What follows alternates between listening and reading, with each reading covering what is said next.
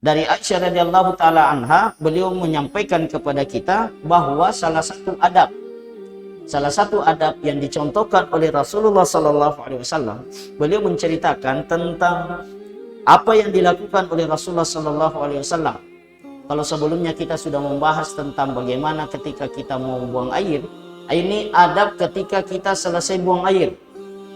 Ketika kita selesai buang hajat dan hendak keluar dari tempat buang hajat, maka salah satu doa atau ucapan Rasulullah sallallahu alaihi wasallam, "Ghufranaka." Ya Allah, aku memohon ampunanmu. Nah, ini doa yang paling simpel dan paling gampang dihafal. Kata para ulama kita, kenapa Rasulullah sallallahu alaihi wasallam beberapa hikmah. Apa hikmah dari ucapan ghufranaka, saya memohon ampunanmu? Padahal beliau baru keluar dari WC. Kata para ulama kita, yang pertama, karena beliau atau salah satu adab di dalam WC itu kita dilarang berzikir. Kita dilarang berzikir, ya. Kita sudah sampaikan pada beberapa penjelasan sebelumnya. Salah satu hal yang tidak dibolehkan di dalam WC adalah berzikir.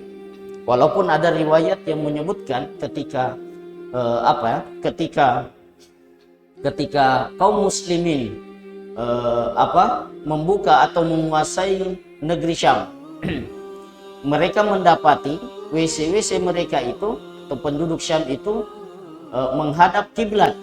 Menghadap kiblat, sehingga ketika mereka masuk untuk buang air, mereka beristighfar.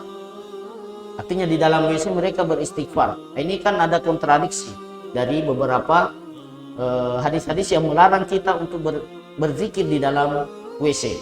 Bahkan kita dilarang untuk berbicara. Pada pekan sebelumnya kita sudah sampaikan salah satu adab bahwa kita dilarang berbicara. Bahkan itu merupakan perbuatan yang dilaknat oleh Allah, perbuatan yang dibenci oleh Allah Subhanahu wa taala, karena dia bisa mengakibatkan kita terlalu asik berlama-lama di dalam kamar WC. Kecuali tentunya dalam keadaan-keadaan darurat, ya, sebagaimana disebutkan oleh Syekh bin Baz rahimahullah taala, bahwa ada beberapa keadaan-keadaan yang membolehkan kita berbicara di dalam WC.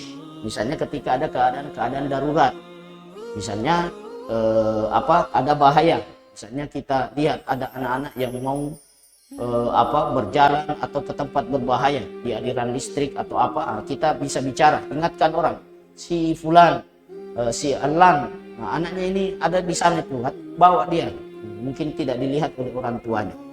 Itu keadaan-keadaan tertentu saja, kasuistik. Tapi secara umum kita dilarang.